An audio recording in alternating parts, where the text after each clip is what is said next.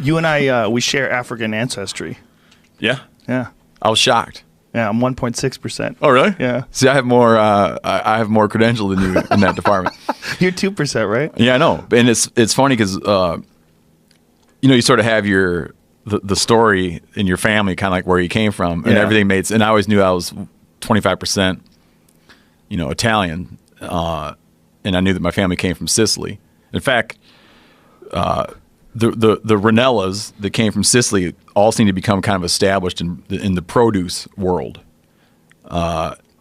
My dad was brought up in the south side of Chicago. I'm 44 years old, okay? So think about that for a minute. My dad was brought up in the south side of Chicago, and he was raised by his grandfather, who was Sicilian and had come from Sicily. His grandfather delivered produce with a horse and cart. Whoa. In Chicago.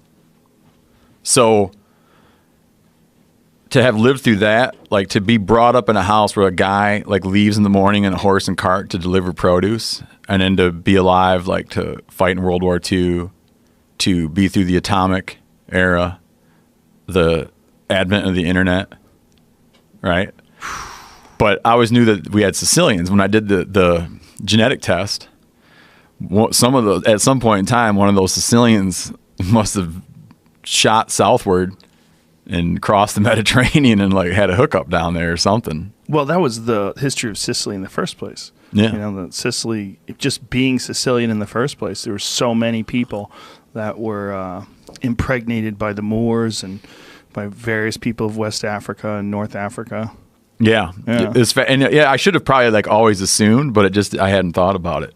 Another thing I was reading about this stuff, and you might know more about it than I do, is that when you do those tests, there's missing parts. It captures what's there, but there could be a lot there that's not captured, just in the way that chromosomes are, inherited and passed down. Like it's an incomplete picture, right? There could be influences. There could be it doesn't create a full picture of your lineage. There could be lineages that are there that aren't represented in your particular makeup. How so? Like, what do you mean? I hate to right off the bat get into something that I can't speak about with any level of expertise.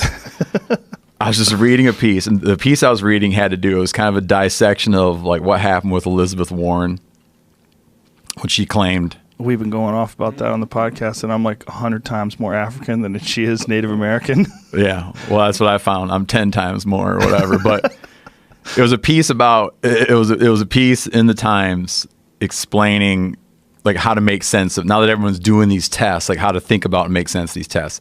But my understanding of it is that you could have a lot of ancestry that just isn't captured in your genetic code in a way that would be detected through the testing.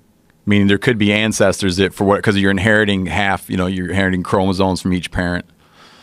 And somehow it could be an incomplete picture. You could have ancestors that had come from other, whatever these tests break out the world into 100 or some odd regions or zones, that there could be people from those zones who are in your lineage that are not captured in your that are not captured in your genetic code. That's so bizarre. You would think it'd all be in there. Is that just an incomplete measuring tool? Is that what it is? Or is it just actually not in there? I don't know. You're going to have a dude on. Yeah, I'll listen. You need to have a dude on that understands it. And that's why I say I feel like I'm off on a bad start here, man. How much Neanderthal did it say you had? Less than normal. Really? Less than average. What was the number? Like it said, it gives you did 23andMe, right? Yeah, I can't remember. Oh, okay. I can't remember. I just remember it was less than average. And and those things like are refined by how many people do them, Mm-hmm. But it was less than average, which bummed me out. But I'm like as hairy as like a 13-year-old like Norwegian girl, you know what I mean? So that didn't surprise me. Not shocking. Didn't surprise me too much.